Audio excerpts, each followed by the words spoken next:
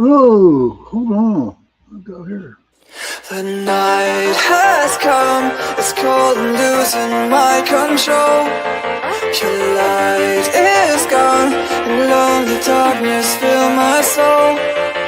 I wish that you could save me from my isolation. It's way too complicated. Let's start this conversation. Let's start this conversation. We got no relation.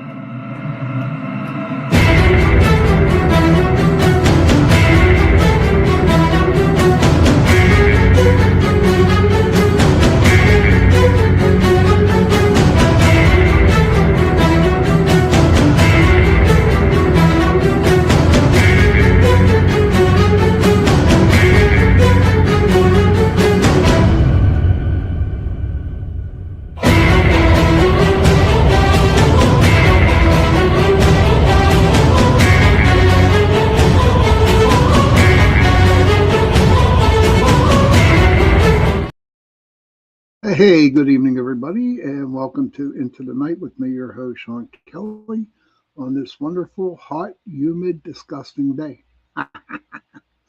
Yes, right now it is 88 degrees here in Pittsburgh with the humidity, oh, it could be like close to 90 something. You know, it's a hot one here. But,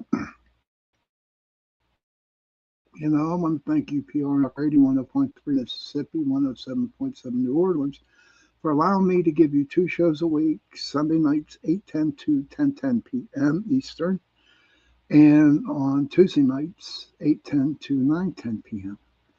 Eastern Standard Time. Don't forget, right after my show tonight, um, CL, she has her podcast, the Gateway Podcast, coming on right after me. And I do believe she got that Stroker dude again. You know, talks about vampires and stuff like that. She's gonna be mad because I said that, like the vampire stuff. But I know the dude. I can't pronounce his first name. I really cannot pronounce the first name. So I call the Stroker guy. You know, who does vampires. That's the only way I can explain. So after my show tonight, please go over to the Gateway Podcast and listen to CL's. Let me see. Okay, so we have some people in the chat tonight. We got, hey Heidi, drive safely, okay? Vet girl, good to see you. Kara, good to see you. Who else we got in here? Oh wow. Okay, we got some good ones in here. Yeah, I can't pronounce that first name, Heidi. To me, it looks like Darkay. I don't know. I'm sure CL will tell me something different later, later. But I don't know. But he deals with vampires. I know that much. But I'm going to try something different tonight. You know, I was looking at, and I was thinking, what can I do for Pittsburgh? For a show tonight. And I was thinking about why not talk about, the urban legends of Pennsylvania. So as I was going through the internet, uh, and I'm thinking, there's some that I've been to, some that I have not. But as I was going through the list, okay, this story popped up, and it's a legitimate story, okay? And I was surprised that where there was a big article about it. Right now, the house is called the Conglier Mansion, and it's over on the north side in Manchester. And there's a lot of old houses over in Manchester. There's a lot of old houses on the north side of Pittsburgh, and there's an area. It's called the Mexican War Street houses, and they are old, and they are so freaking haunted. It's unbelievable. Now, I've been to a couple of the Mexican War Street houses and got a lot of good evidence, got a lot of, I mean, it was very, very interesting because when you walk into the houses over there in the Mexican War Streets, um, it they don't change a thing. They don't remodel or nothing in there. They just keep everything the same. It was really, really unique, a really unique experience going into the houses like that. There was a little town where my father grew up called Lawrenceville, and we went and did a couple investigations over in Lawrenceville. Now, if you look at the pictures of the houses over in Lawrenceville, okay, they're right next to each other. You know, they're small in width, okay, and they're right next to each other. But you go into one of these houses, okay, now that's an old area, and they are huge on the inside. Oh my God, they're huge. And oh, hold on. Kara says I just heard a story about a woman buried alive at an asylum in Fairfield, PA, back in the 1800s. Huh? I never heard of that one too, buddy. Never heard of that one. Interesting, Kara. Thanks for sharing that. But back to the Congular Mansion, okay. And when I started out back in 2006 with the investigating, this story was brought up a lot. This house was brought up, you know, into a lot of stories that I researched way back in 2006. And I know that makes me sound old, don't it? But, you know, and totally forgot about it. Totally forgot about it. Because I figured since the house is no longer down, you know, up, they tore it down and they put a roadway over it. But here's the funny thing about, or not funny, but the crazy thing, where that house was standing, okay, honestly, um, there were major car accidents there, right in the area of where that house was built. They tore it down. So even though the house is not there anymore, there's still a lot of accidents that happen around in that area. And what I read about, you know, the mansion here, and I'm going to read it all to you. Okay, I'm going to try something different. You go on Facebook and you see those true detective uh, people who read, you know, tell stories. But I'm not going to be as dramatic as them, though. I'm going to do. But I'm going to read it because it's very, very interesting. It has an interesting background, and I think everybody should want to hear about it. Um, because I know that the other people that listen in 160 different countries that are tuning into tonight's show, okay, they probably never heard of the Congular Mansion. Okay, so I'm just going to read about it and we're going to go from there. So before I get into reading, I want to know how's everybody doing? Um, are you hot? Are you cold? Do you know any mysterious ghosties hanging around? Something like that? Just want to know how you guys are doing. Um, I know it was a weird day today, but you know, everything is going to be okay.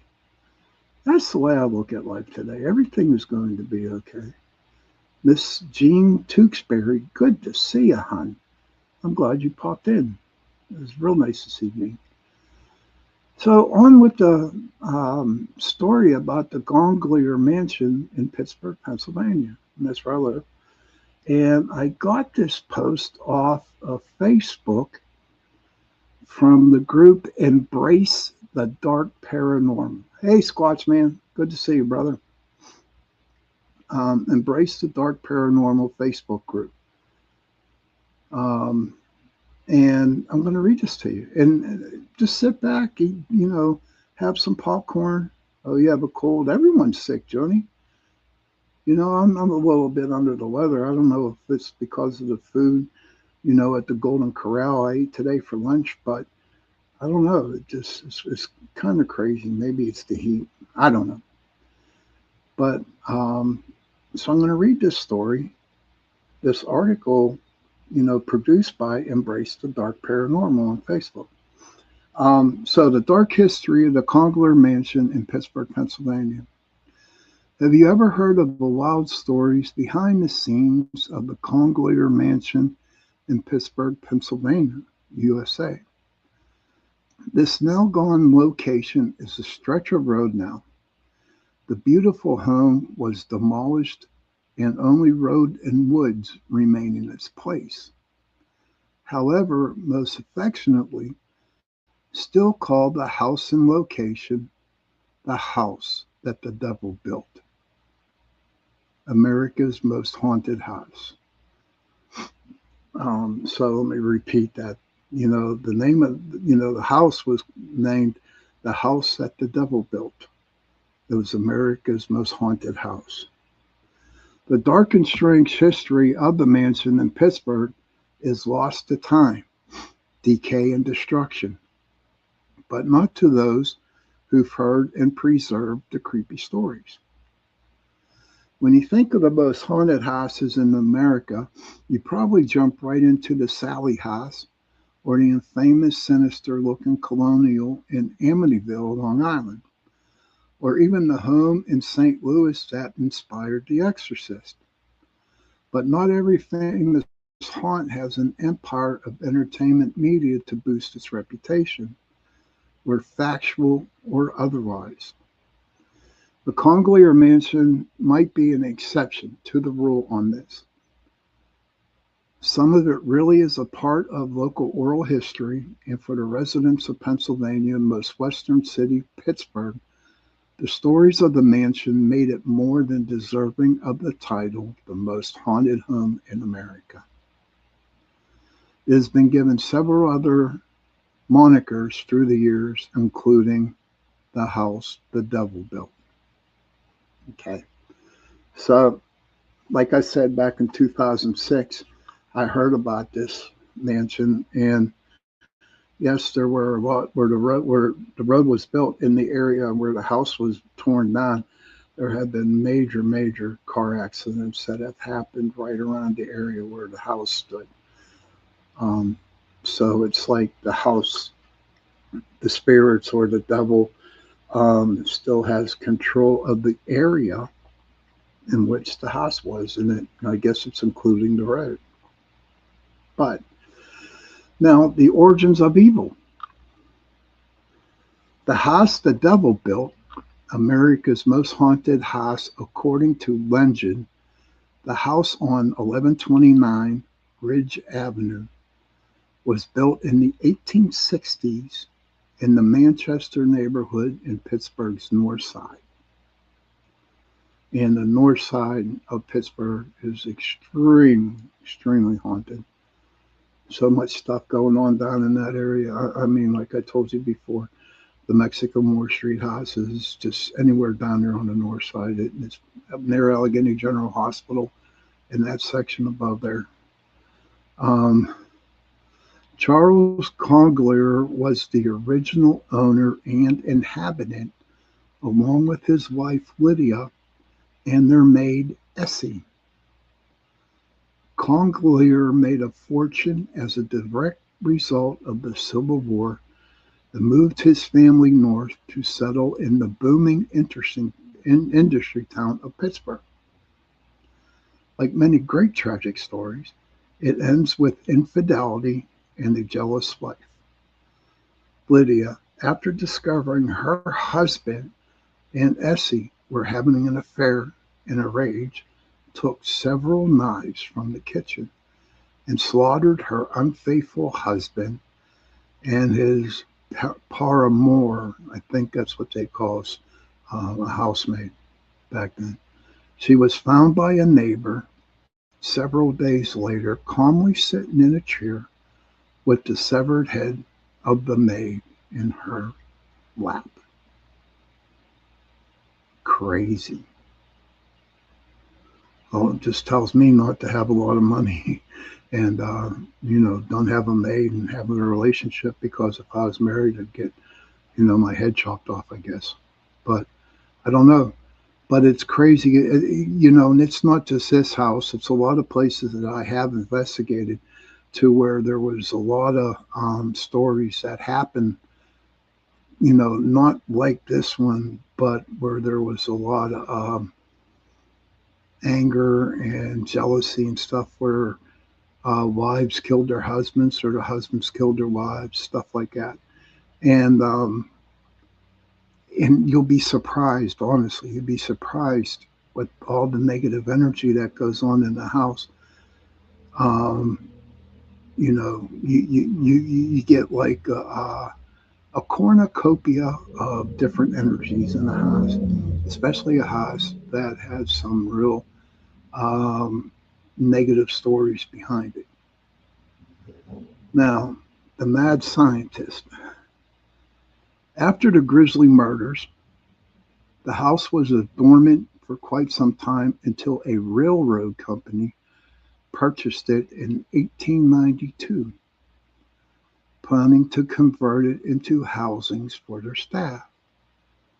After several workers complained of strange noises and unexplained happenings in the house, the railroad abandoned it and put it up for sale, where it remained on the market for several years until 1900, when Adolf C. Brunrichter, a German-born doctor, purchased the house.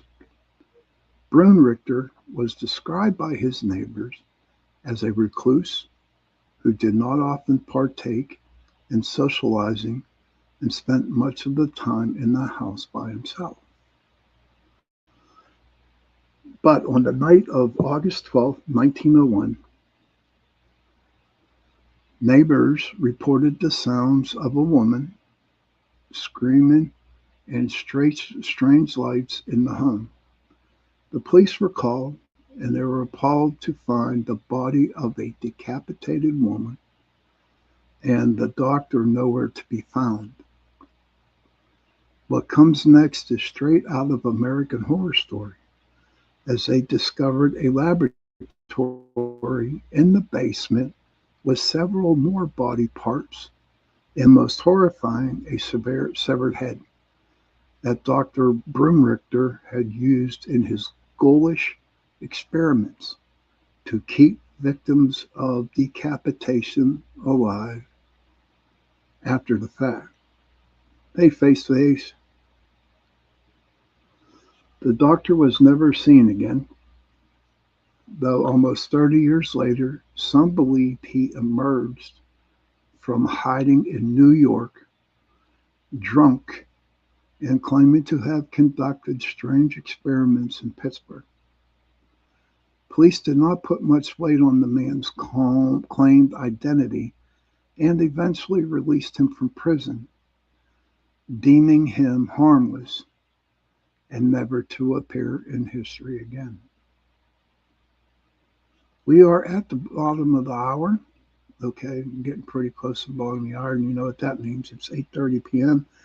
And what we're going to do is go on a little break here so I can wipe the sweat off my brow, use my fan.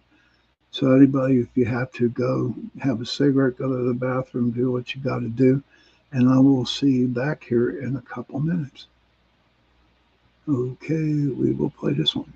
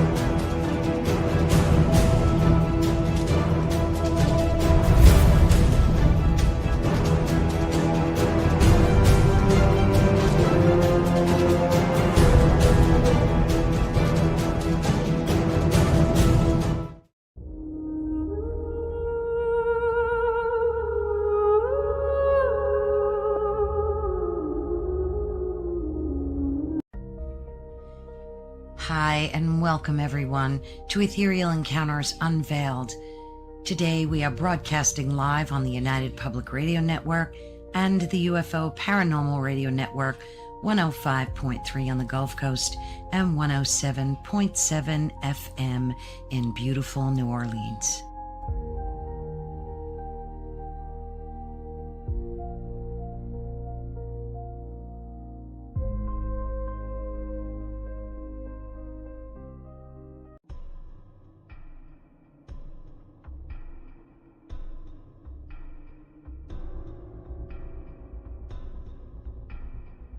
Welcome to Don't Whistle at Night podcast, where Navajo legends echo in the shadows. Darren and Dawn will guide you through the sacred fire of native storytelling, where the old stories breathe, the unknown walks among us, and voices, long hidden, rise to be heard. And remember, don't whistle at night.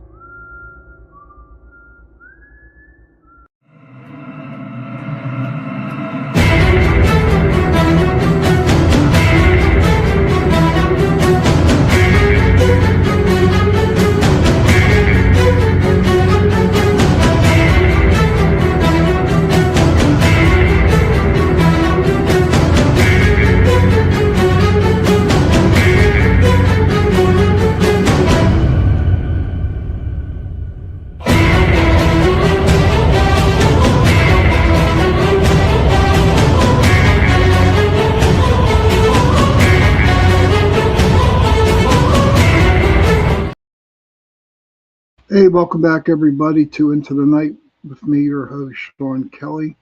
This is the second part of the show. I want to thank UPRN Talk Radio, 105.3 Mississippi, 107.7 New Orleans, for allowing you to give me 2 shows a week, Sunday nights at 8:10 to 10:10 p.m., and on Tuesday nights from 8:10 to 9:10 p.m. Don't forget that Missy L. Thomas's Gateway Podcast is on right after mine tonight, and she's got Mr. Stoker. You know, I think he's like the great grandson of Bram Stoker, but I don't know how to pronounce his first name, and I don't want to embarrass myself, nor do I want to embarrass him. But in the first half of the show, we were talking about the Gonglier House, okay, which was bought by Adolf C. Bruckner, a German-born doctor. And one day, a lot of people heard some screamings of a woman, and when the police walked in, they found a decapitated body or head of the woman who was decapitated by this doctor. And the doctor and the head was never found again.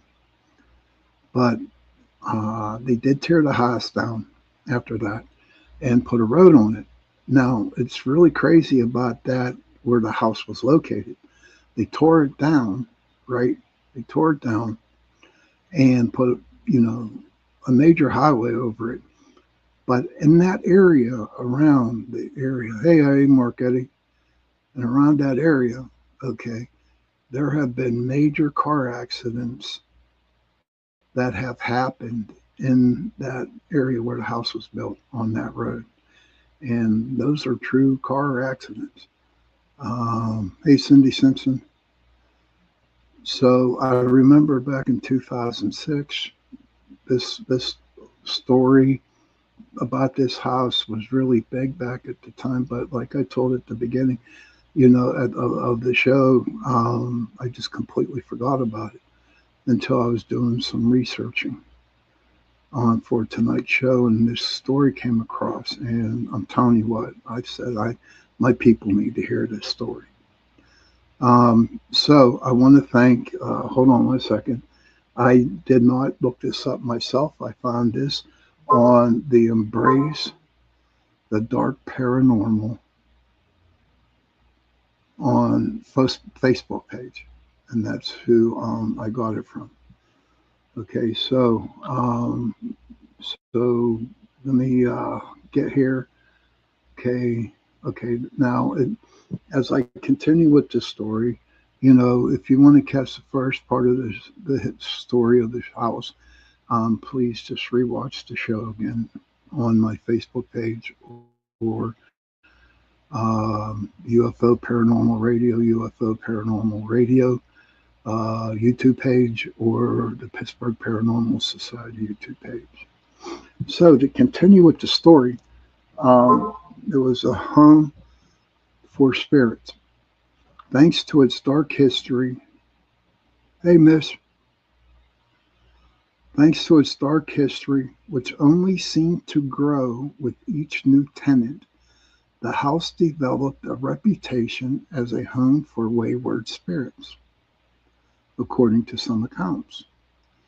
Thomas Edison himself was one of the many who visited the house to investigate the notorious paranormal phenomenon. Along with Julia Murray, a psychic medium of the time, they claimed to encounter a malevolent spirit with the power to harm the living and the ability to travel beyond the confines of the house. Hey, Buck, good to see you, buddy. Buck says, hello, thanks as always. I lived on Western Avenue on the north side for several years. It's definitely more unusual than unusual. So true, Buck. It continued to be dormant of any new inhabitants until it once again purchased, this time by the Equitable Gas Company, again to be converted into apartments for workers. As before, the workers inside reported strange noises, disembodied voices, and 2 workers were discovered dead in the basement of the house. I did not know that. No cause of death or homicide suspect was ever found, and many of the men quickly moved out of the housing. The company continued to maintain a presence in the area, but in November 1927, a massive gas explosion resulted in spectacular damage to the surrounding area, leaving 27 dead and over 500 people injured. The house itself was totally destroyed in the blast, leaving only a crater in the earth where once the house stood. The site, however, wasn't free of its dark past. Just because the house was gone, several locals continued to report strange occurrences happening in and around the former location of the house, leading some to suggest the explosion was caused by the devil in an attempt to reclaim the dark and mysterious house for himself. Well, that's the story of the house. And I'm sure if I really really researched it deeply, I could come up with some more stories about the house. But just to know that when they call it the house that the devil built, I mean, I find it very, very intriguing. Okay, like I told you before, there's a lot of places that I have investigated that it was way worse than this, and there's no way. Okay, honestly, there's no way whenever a negative energy is in a house that causes all this stuff, it's so hard to get rid of. My friend Phil Saragusa, I've had him on my show a couple times, and he had a place up in New York that was like totally haunted. I might get him on the show again, so we can bring up his story. But I've had him on a guest for a couple of times, and I've read his book. Right now, I do not have it. I don't remember the book, but it's a very interesting story. And I really believe that the ghost that really haunted his house were part of the land. Okay, they weren't part of the house itself, they were part of the land. And I believe part of that was because of a Indian burial ground really close to the house. So if you're out searching for houses, okay, it's not so much the house that you seek that you really, really want to look for. It's the area. It's the land of the house that you want to buy is what you need to check out.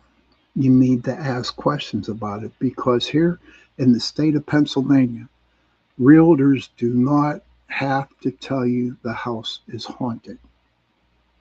Okay? They don't have to tell you. So it would be up to you to find out, the stories, the history behind the land. I mean, anybody can build a house. They have housing plans. Now, a story about housing plans is crazy. Up there in Penn Trafford, PA, about 40 minutes from where I live, okay, there was houses, a plan of houses. And we investigated one house up there. And they had a baby boy, and they were just scared, so they called us in, to see what the hell was going on. And we came up with a lot of good evidence for them. And whenever you try to go into a house and you try to clear a house or you try to talk to the spirits to go into the light, it's kind of hard when the spirits are part of the land because they leave the house. Okay. And once when my team would leave, then they would come back again, and start haunting the house again. But this plan of houses, that the one house that we investigated, okay, there was three other houses that called us up, okay, and they asked us if we could come in and investigate their homes. And of course we did. We killed like three birds with one stone because I brought other people up with me, and we each took a house. But the craziest and strangest thing about the whole investigation on all those houses was we all came up with the same evidence. We all came up with the same type of orbs, solid orbs. Hey, Kevin. We got a lot of ectoplasma, which we call mist. Okay. And we come to find out, because we had like a little powwow after the investigations. And not right after, it was the next day. And we all came up with the same conclusion that it was like all different types, all different kinds of spirits there. Okay. We did have the Native Americans up there in Penn Trafford. There were a lot of Indian burial grounds. There were also a lot of revolutionary spirits up there, because not too far from Penn Trafford, you have the battlefield Bushy Run. And that was back in the French and Indian War. And then you just had the plain settlers. So all these people are like experienced. I don't know what kind of like lit those spirits off or got them kind of pissed or whatever. I don't know. But they were just attacking all the houses. And we just came in and we kind of made a deal, because we talked about this, kind of made the deal. It's like, you know what, guys, back off for a while and then, then see what we can do. And so it's like the land, the land. So when you go out and you want to buy a house, look for the history of the land. Um, and we can go from there. Now, there are other things that I researched, other places that I have been to. Let me see. Okay. Now, there are other legends, other urban legends that I had done. Okay. Now, the Green Man. Now I've had stories on the Green Man. Okay, his name was Charlie No Face, a real Western Pennsylvania man named Ray Robinson, who was severely disfigured by an electrical line as a boy, turning into a glowing nighttime spectral legend. And a lot of people have seen this guy. It was Pennsylvania among us, paranormal among us. Okay.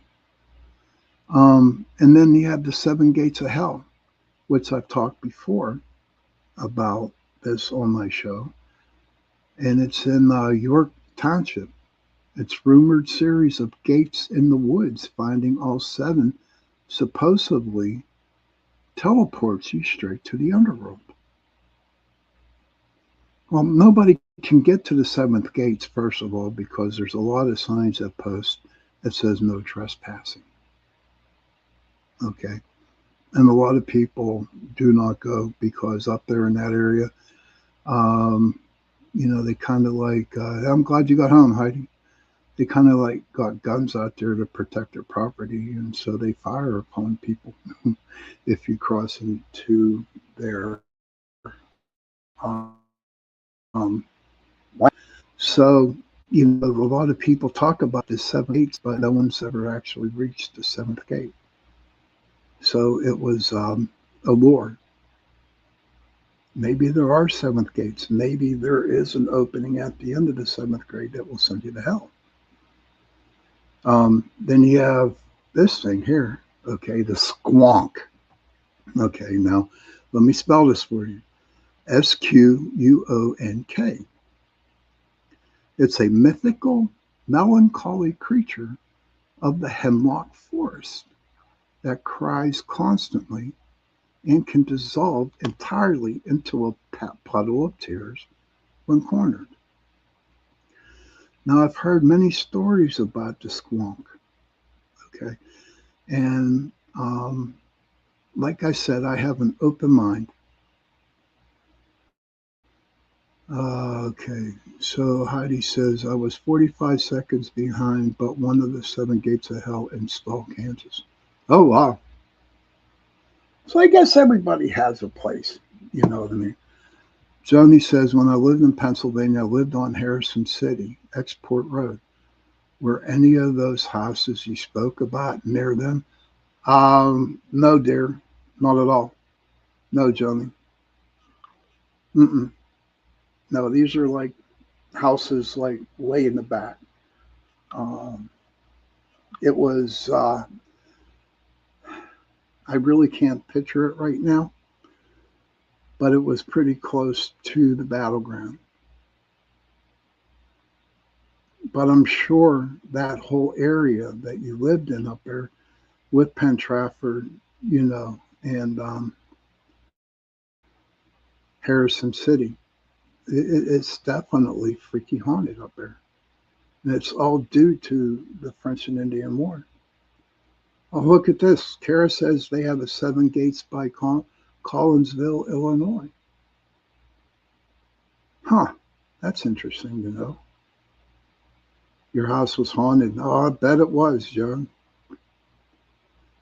Heidi says Google FKN autocorrect can change install to still while pause was tapping on my leg. Oh, wow. And of course, we talking about Blue Miss Road. Okay. And I had done many, many stories on that. That's where I usually take the newbies to go ghost hunting is Blue Miss Road. It's a heavily fogged road said to host ghostly apparitions, phantom whispers, and remnants of a dark local cult. There's more.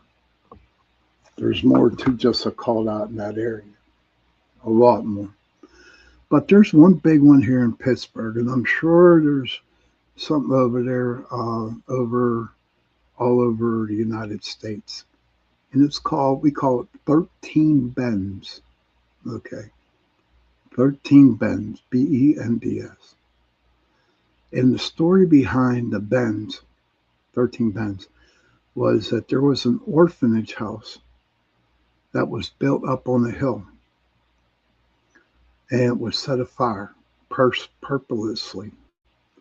And it killed all the children in the orphanage. And when you go up, now you have to remember there's 4 different 13 bends that people claim that are haunted. Okay, here. And I believe we found the one that was over in the McKeesport area. But we walked the 13 bends. We didn't drive, we walked. Joe Fox said, "Hey, Sean, I'm just getting home. These last few weeks have really sucked. I'm truly sorry, brother, that they suck, but I'm glad you're here. Go get something to eat, man. Get a drink of coffee, smoke a cigarette, do something. You know, I'm here until for a little bit more." But so when you walk up 13 bends, you can't park on either side of the street. So you had to walk it. And when we walked it, it was the creepiest thing that ever happened to me. It's the first time I ever experienced all the birds, all the crickets, all the insects, all the animals, everything just went quiet. Total silence. And that blew me away. It really did, because it was my first time.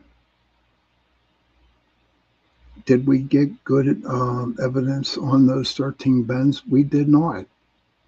Okay.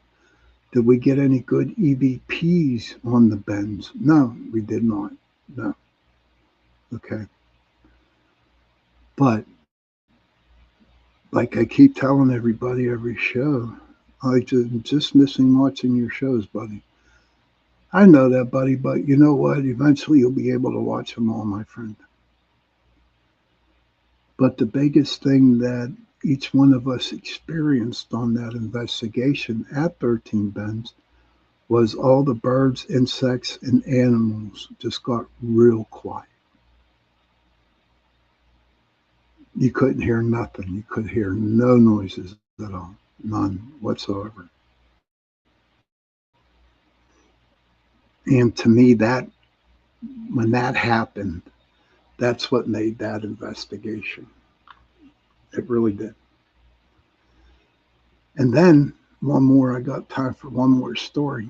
Another place that we went to was down in Perryopolis, Pennsylvania. And it was called the Quaker Cemetery. Hey, John, Quaker Cemetery in Perryopolis. Now, Quaker Cemetery was built by, who are the main people back then? The Pilgrims, the Quakers. The Quakers, that was their cemetery back then. And here on the cemetery, they had like a little chapel on the premises. Okay. And I remember walking into that little chapel area, and I just got, it went from like 70 degrees outside to down to 30 the minute I stepped into this place. And it was a small little chapel, you know, made out of stone.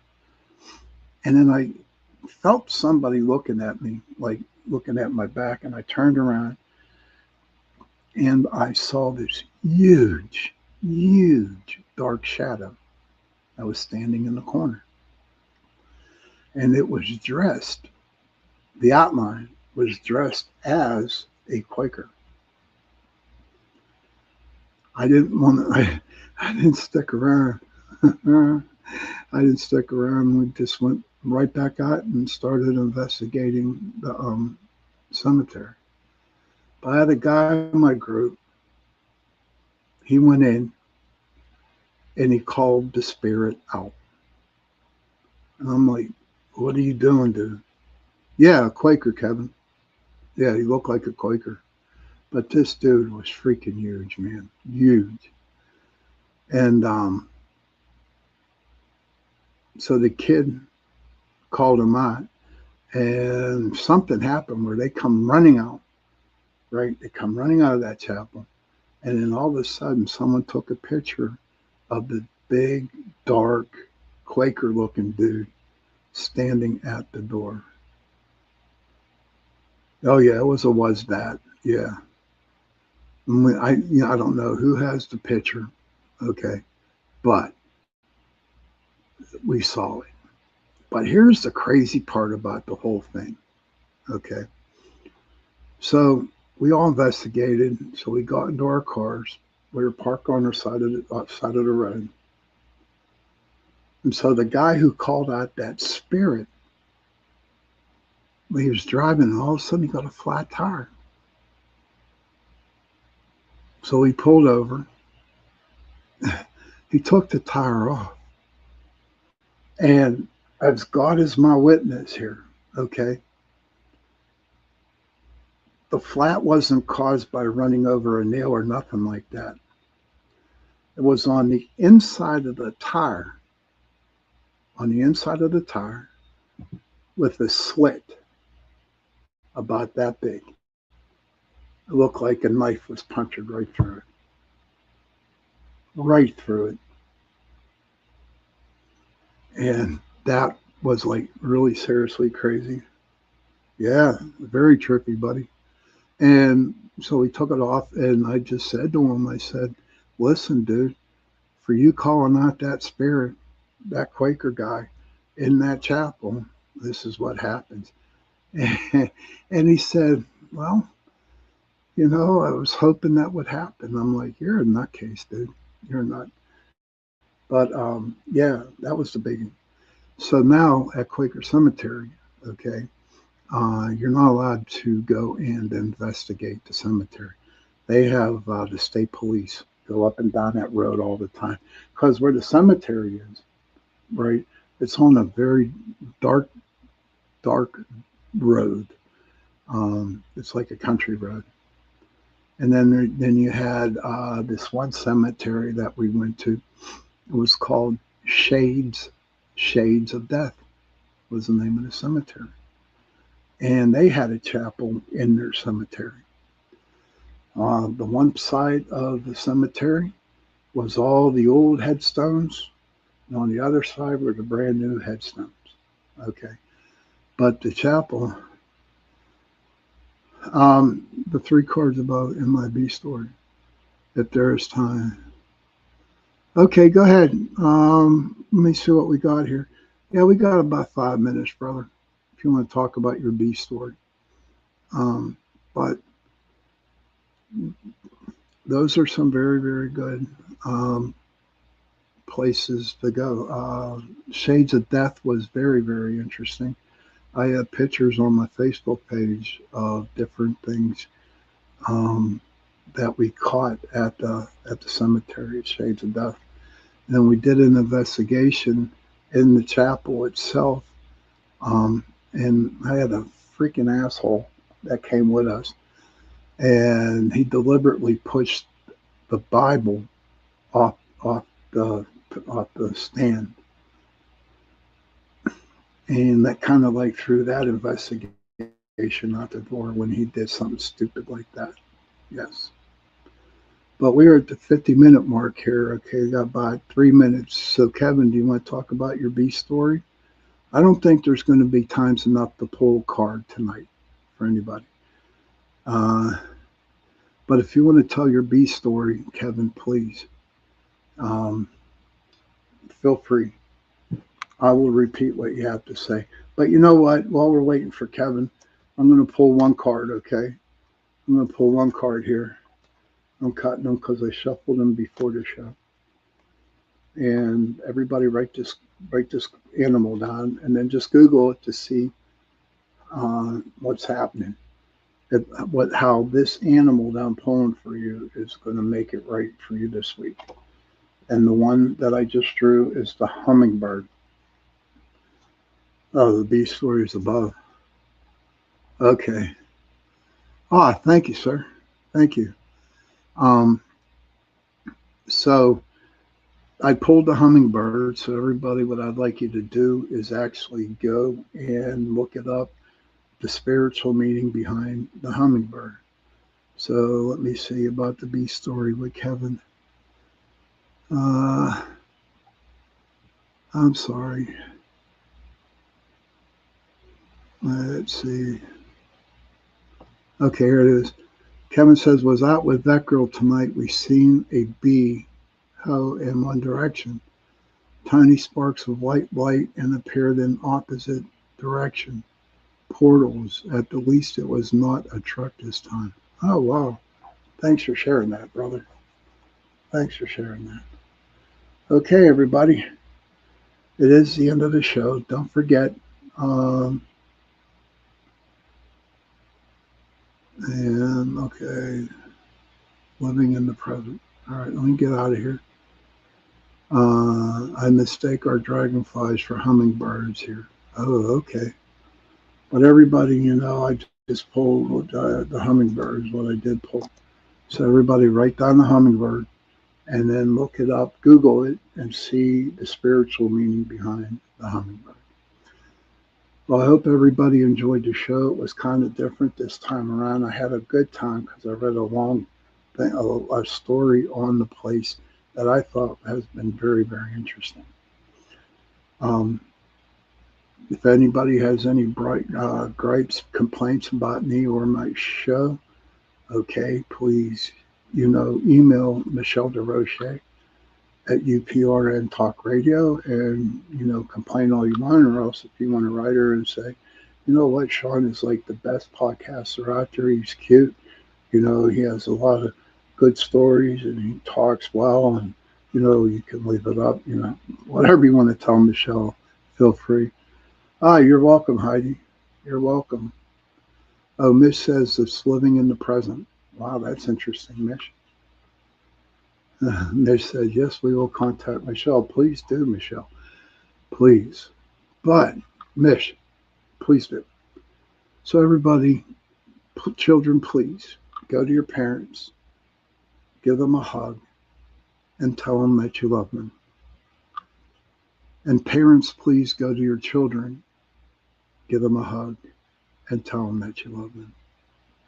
And if you have no parents and if you have no children, please find somebody, give them a hug, and tell them that you love them. Because those 3 words, I love you, go a long way. And please remember, protect the children. We really need to protect the children. Don't forget, C.L. Thomas's The Gateway podcast will be on right after mine at 9:15. So, good night, everybody. Enjoy your week. I will definitely see you next Sunday. Goodbye.